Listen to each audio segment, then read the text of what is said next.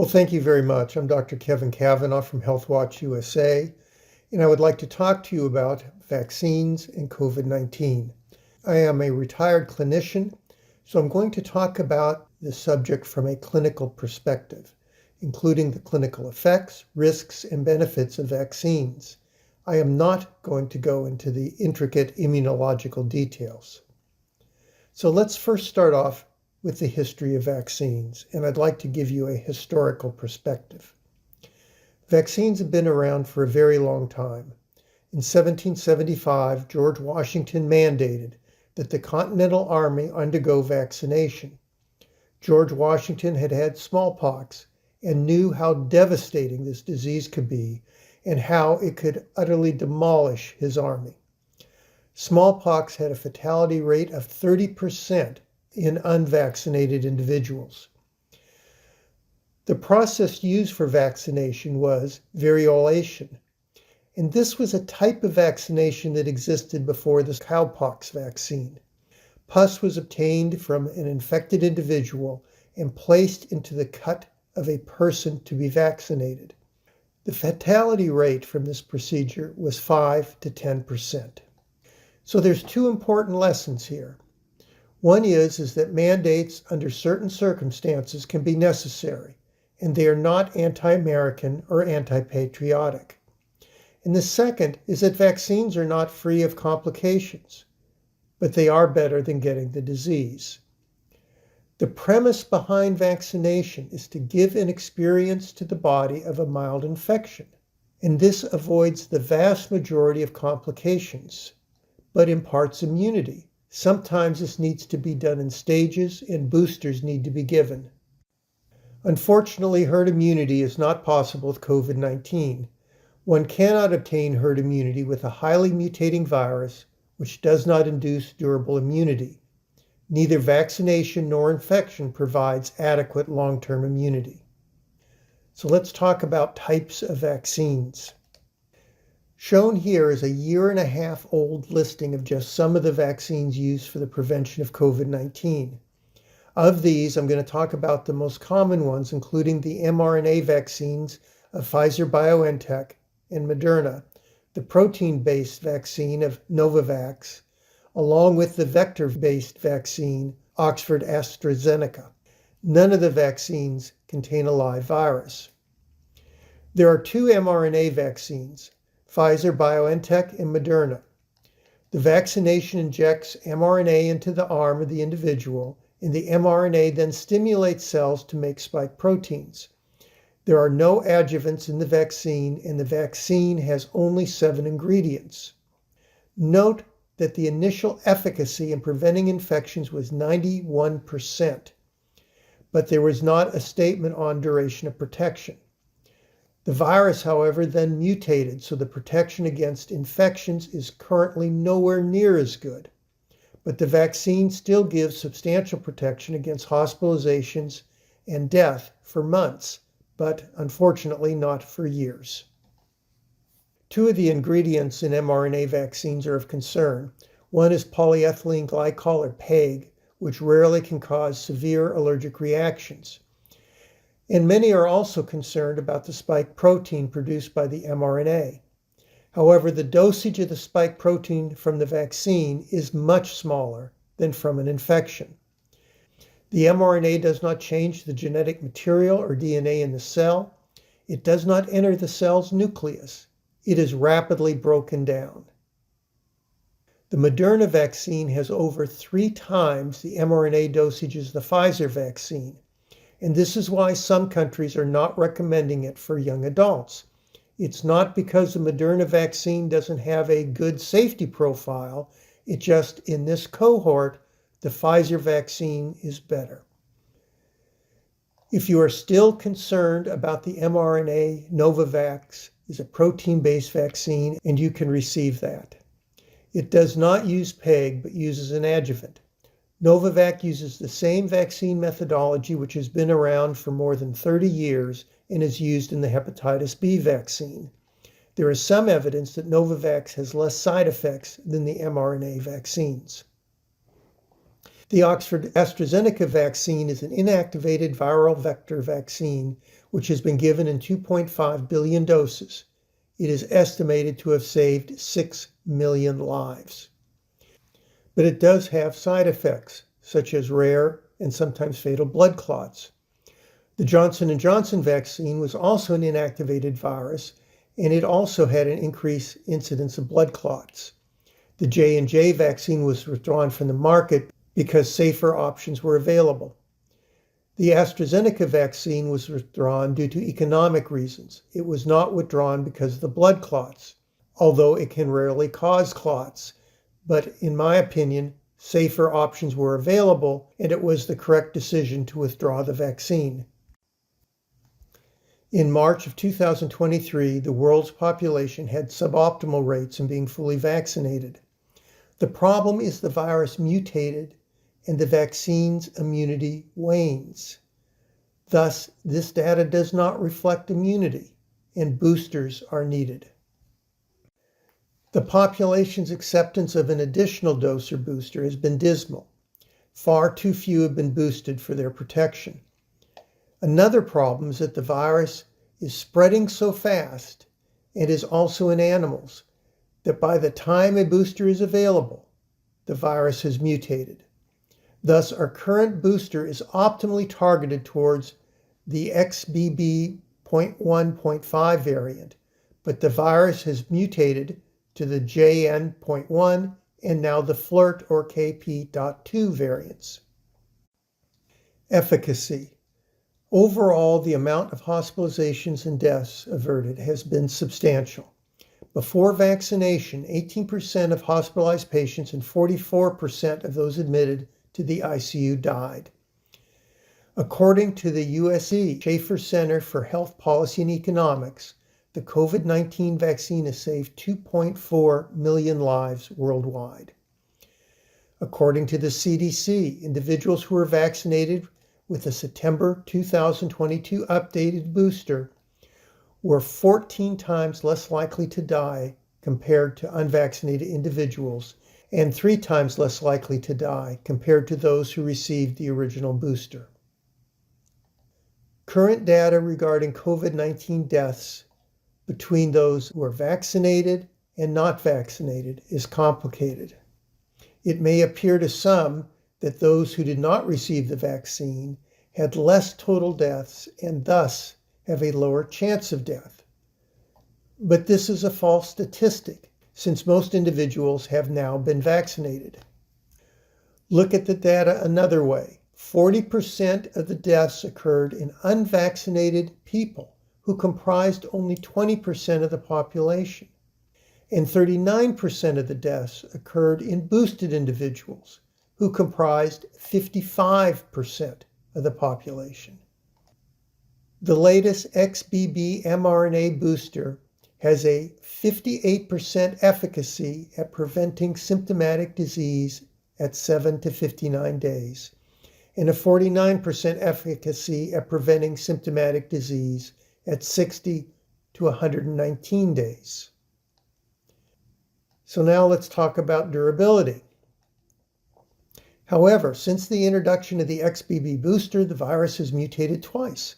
And although the efficacy data contains a number of JN.1 cases, there are new strains becoming dominant, such as the FLIRT variants, so efficacy will be less.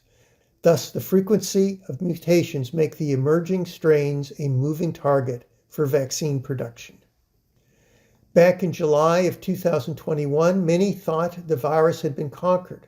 However, HealthWatch USA downloaded data from the Ministry of Health in Israel, which was then translated and showed waning protection over a 5-month period. This graph is for 15 to 59-year-olds who were vaccinated with a 2-dose mRNA Pfizer vaccine by January 2021. This was when the vaccine was first available. The horizontal axis shows weeks, and one can see that after 5 months, the vaccine efficacy was significantly decreased for protection from deaths, which is shown in gray, and hospitalizations, which is shown in red. The waning is much more pronounced for those over the age of 60, where protection at 5 to 6 months seems to all but disappear. Most of the infections in Israel were caused by the Delta variant. Overall, if there was a breakthrough infection, 8.6% were hospitalized and 2% died. Thus, those who are not vaccinated need to become vaccinated. And as exemplified by the Israeli data, those over the age of 60 who were fully vaccinated more than 5 months previously should obtain a booster. The data was published in Infection Control Today and received hundreds of thousands of views.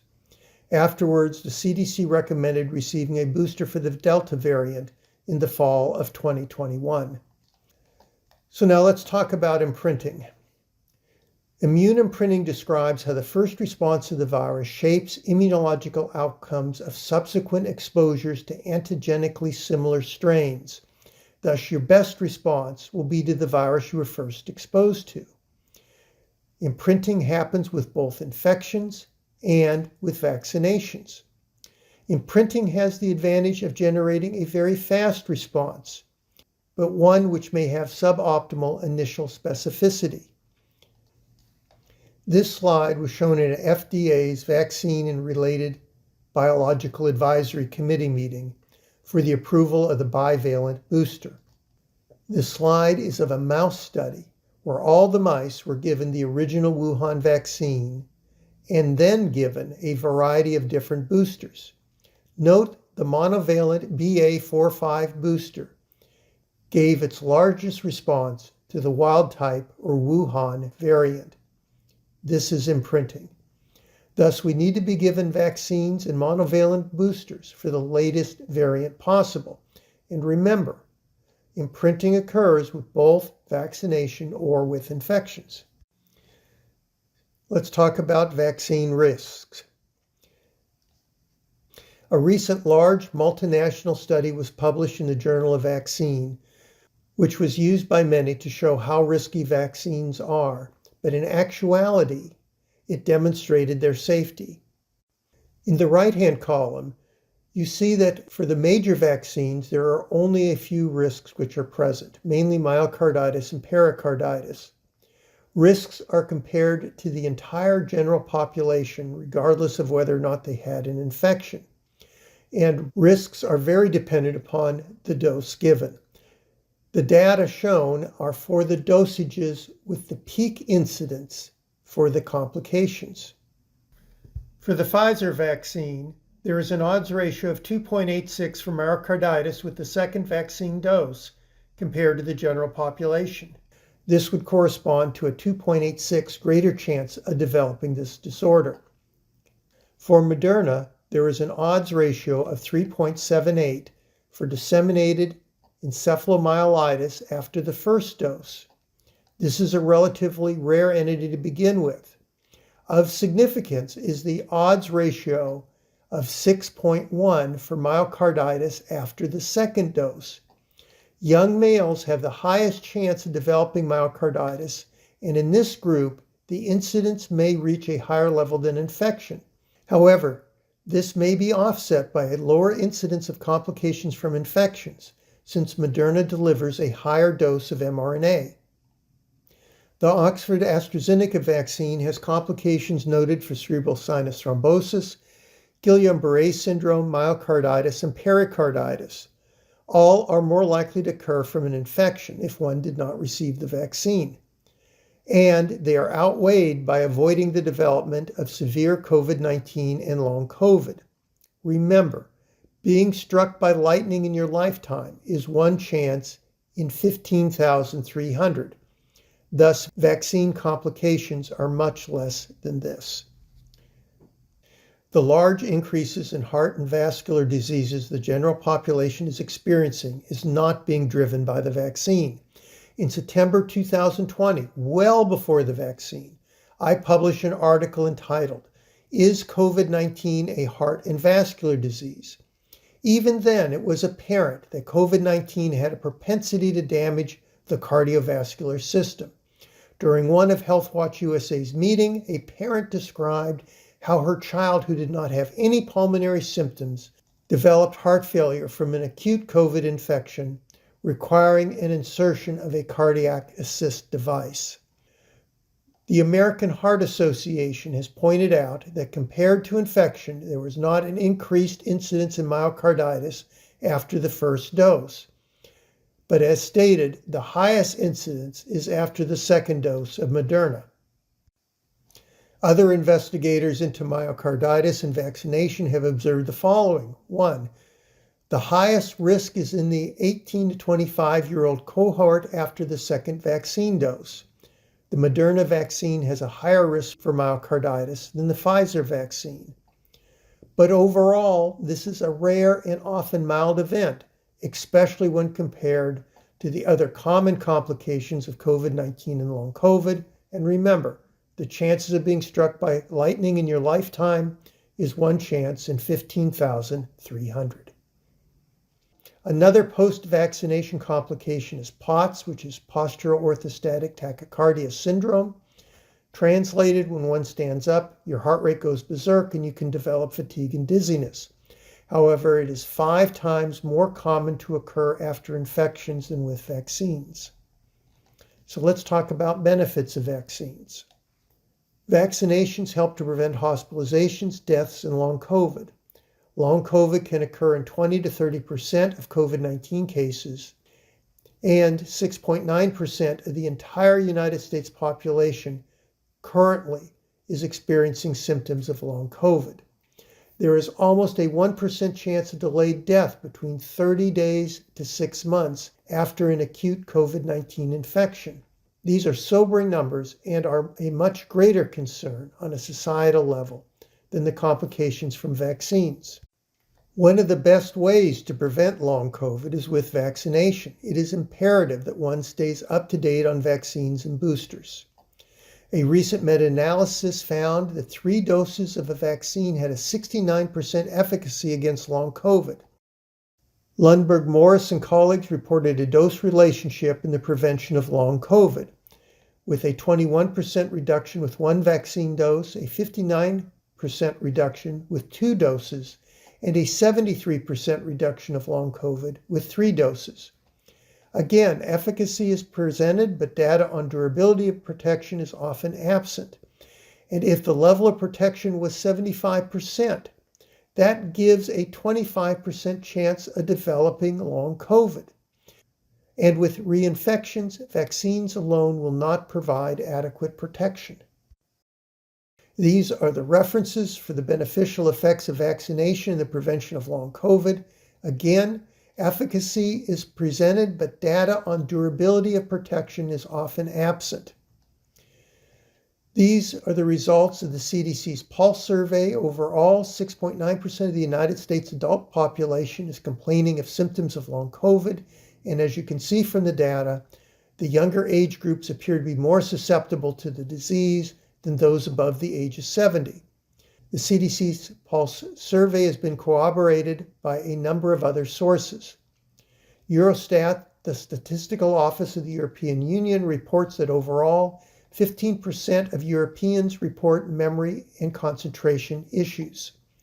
The insurance company, If, reports that 32% of young adults in Sweden, aged 10 to 24 years, experience brain fog. Looking at all ages, a total of 14% of insured adults experience brain fog in Sweden.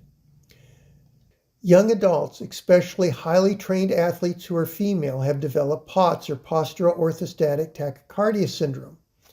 As I stated, the heart rate in this disorder goes berserk when one changes position from lying down to standing. 2 to 15% of those who develop COVID-19 develop POTS. At 12 months post-COVID-19, 7% of children complained of symptoms of brain fog. 2.4% of children had persistent document cognitive impairment, which did not change over a 3, 6, and 12-month period post-infection.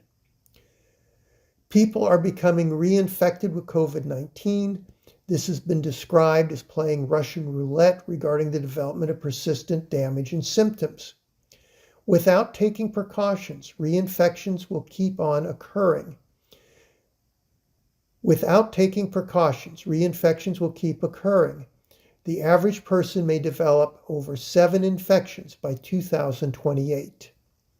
And as shown by Dr. Al-Ali using data from Veteran Health Administration patients who developed COVID-19, there is a cumulative increase in risks of developing long COVID sequelae with each subsequent infection. Overall, there is almost a 1% excess death rate in non-hospitalized patients between 30 and 90 days post-COVID-19. And there was almost a 2% excess death rate when a reinfection occurred as compared to those who did not have a second infection. Thus, there appears to be more delayed deaths than acute deaths from SARS-CoV-2 infections or COVID-19. New research shows that individuals who develop COVID-19 are at an increased risk for delayed deaths. If not hospitalized, this risk persists for a year, but if hospitalized, the risk persists for at least 3 years. Overall, one can argue that 1.62% of those infected with COVID-19 will die of the delayed effects of the virus, not counting the deaths from the acute infection. And if hospitalized, this figure is 7.4%. This is the same data in graphic form. As can be seen, if a patient is not hospitalized, the excess deaths occur within the first year. But if hospitalized, the excess deaths continue for at least a 3-year period, possibly longer.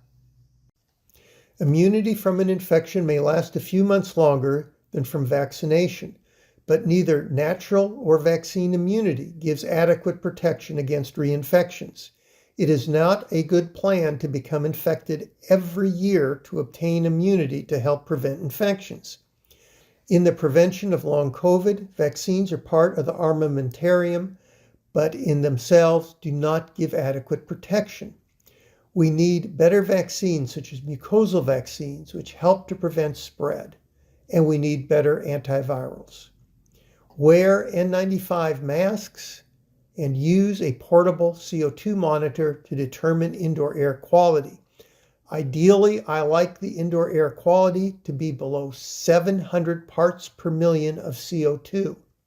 For reference, outdoors, this value is approximately 420 to 450 parts per million.